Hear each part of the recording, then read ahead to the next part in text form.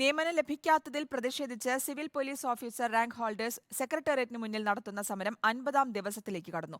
ഈ മാസം 12-ന് ലിസ്റ്റിന്റെ കാലാവധി അവസാനിക്കാനിരിക്കെ വരും ദിവസങ്ങളിൽ സമരം കടുപ്പിക്കാനാണ് പ്രതിഷേധക്കാരുടെ തീരുമാനം. പരിഹാരമുണ്ടായില്ലെങ്കിൽ തെരഞ്ഞെടുപ്പ് ബഹിഷ്കരിക്കുമെന്ന് ഉദ്യോഗാർത്ഥികൾ പറഞ്ഞു. 2019-ലെ CPO റാങ്ക് ലിസ്റ്റിൽ ഉൾപ്പെട്ട ഉദ്യോഗാർത്ഥികളാണിവർ. കാക്കിയിട്ട് പോലീസാകാൻ കൊതിക്കുന്നവർ. കഴിഞ്ഞ 49 ദിവസമായി ഇവർ സമരത്തിലാണ്. ഒറ്റ ചോദ്യം, ജോലി എവിടെ?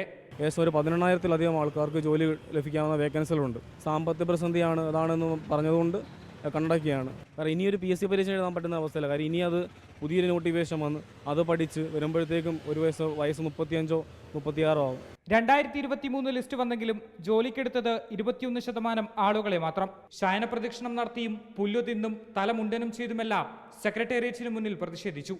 ഇതുവരെ അനുകൂല തീരുമാനം സർക്കാരിൽ നിന്നുണ്ടായിട്ടില്ല. ബുധനാഴ്ചത്തെ മന്ത്രിസഭാ യോഗത്തിൽ തീരുമാനമുണ്ടായില്ലെങ്കിൽ സമരം കൂടുതൽ ശക്തമാക്കാനാണ് ഉദ്യോഗാർത്ഥികളുടെ തീരുമാനം. നമ്മൾ 10,000-ഓളം യുവാക്കളുണ്ട്. 10,000-ഓളം യുവാക്കൾക്ക് ഓരോ കുടുംബമുണ്ട്. ആ കുടുംബത്തിലുള്ള എല്ലാവരും ഇലക്ഷൻ ബഹിഷ്കരിക്കാനാണ് തീരുമാനം. പൊള്ളുന്ന വേനലിനെ അതിജീവിച്ചും നീതി കിട്ടുന്നതുവരെ സമരം തുടരാൻ തന്നെയാണ് ഇവരുടെ തീരുമാനം. ഇവരുടെ സമരം 50-ാം ദിവസം എത്തി നിൽക്കുമ്പോൾ സർക്കാർ ഇതുവരെ നൽകിയ ഉറപ്പുകളെല്ലാം വെറും വാക്കായി. ലിസ്റ്റിന്റെ കാലാവധി അവസാനിക്കാൻ ഇനി വെറും 12 ദിവസങ്ങളാണ് ബാക്കിയുള്ളത്.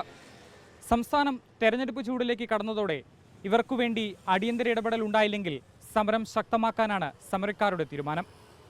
വീഡിയോ ജേർണലിസ്റ്റ് ഗോപനോടൊപ്പം reporter Ashin, in reporter, Thiruvananthapuram.